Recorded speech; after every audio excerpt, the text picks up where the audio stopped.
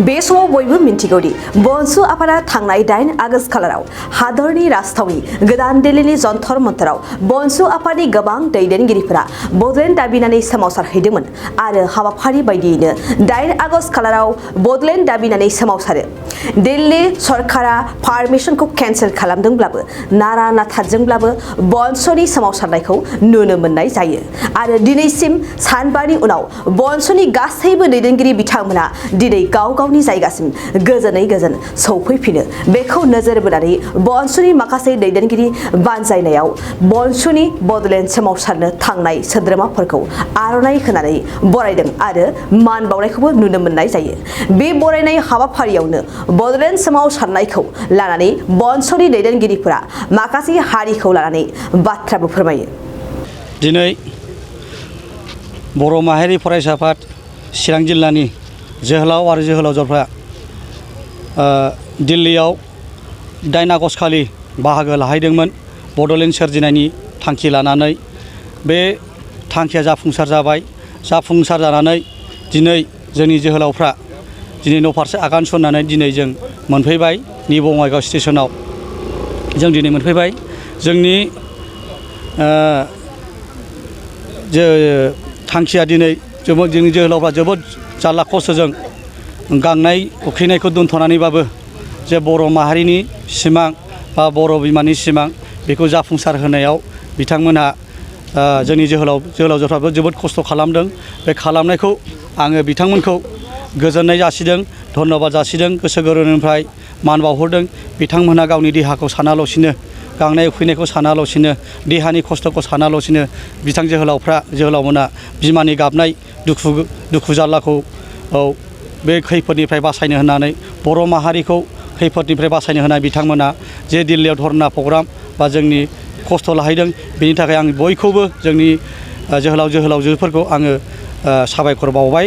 आरो बेजों लोगोसे जोंनि आइ आफा आदै मादैमोन बिमायंमोन आरो इयुन जोंनि गथ' गथायफोरखौ बिथांमोनखौबो आङो जोंखौ जे बे धरना प्रग्रामाव बा दिल्लीयाव जोङो थांनायाव बा थांनानै फैफिननायाव जोंखौ जे मरेलि सापर्ट खालामदों, फाइनेन्सियेलि हेल्प खालामदों, जोंखौ गोसो जों दङ होननानै गोसोखौ मोनसे आत्मबिस्वाससो लाबोदों। आं बेखौबो बयखौबो आङो रायजो राजा बिथांमोनखौ आङो साबायखर बावबाय। बिथांमोननि अननायाव जों दिनै जै मै ओंखारबोनानै दिनै साक्सेसफुल जाबाय आरो जोङो साक्सेस जाखागोन आरो बड'लेण्डआ जाखागोन। जों दिनै थांनानै नुबोबाय, जों सावरायनायजों लोगो मोनबोबाय। दिनै जोंनि गमामायैनो आद्रा थानाय सिमाङा फैगौ खम समनि गेजेराव जाफुंसिगोन। बेखौ जोङो बेक्तिगत हिसाबै पार्सनेल हिसाबै जोङो किसुमान जोङो भारत सरकारनि इन्डिया गभर्नमेन्टनि मन्थ्रिफोरजों रायज्लायना जों जोबोद गोजोननाय मोन्दों आरो खम समनि गेजेराव जोंनि सेन्ट्रेल टिम मानगोनां बिथांमोनहा फैनानै रायजो राजानो बे गुड मेसेजखौ होफैगोन आरो बेखौनो आं खावलायगोन रायजो राजा बिथांमोना जाबाय आन्दलना बे जाखाबाय थाखायो। बे आन्दलननि मोनसे पार्टखा जेराव जोबजानाय, पुलिसजों होबथाजानाय, बुजानाय बे आन्दलननि मोनसे पार्टखा। रायजो राजा बिथांमोनहा इमसन जानो नाङा। जों जेब्लायबो थियारिखा आरो जों थियारि जाना दंखायो। जों बर' हारिया मालाबाबो जेनफेराखै। आन्दलनखौ जों जेब्लायबो लांबाय थागोन जेब्लासिम जोंनि बिमा माहारिनि सिमाङा बर' हारिनि सिमा जेब्लासिम जाफुङा अब्लासिम जोङो थैस' थांस' सासे बेक्ति थैजोबनानैबाबो बेक्ति सासे थाबाबो जों सोमावसारगोन आरो सोमावसारनायखौ जों जाफुंलांबाय थागोन जेब्लासिम जों बड'लेण्डखौ मोना। नोंथाङा सरखारि साख्रि नागिरदोंना? नोंथांनि थाखाय मोनसे गोजोनथाव खौरां। नोंथांनि थाखाय दं एडुकेट पइन्ट, जेराव नोंथाङा सोलोंथाइ लानायनि गेजेरजों सरखारि साख्रिनि गुबुन रोखोमनि गोब्राब आनजादफोरखौ उथ्रिसारनो हागोन आरो गावनि आथिङाव गसंथानो हागोन।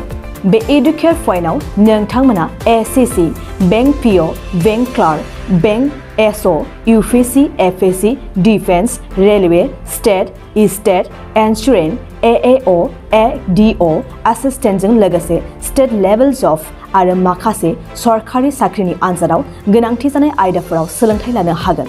मख'नो गोनांदि बे सोलोंसालियाव साख्रिनिल' नङा, बेयाव MBA आरो सैनिक स्कुल बायदियाव एडमिशननि थाखाय एन्ट्रेन्स होनो थाखायबो सोलोंथाइ लानो हागोन।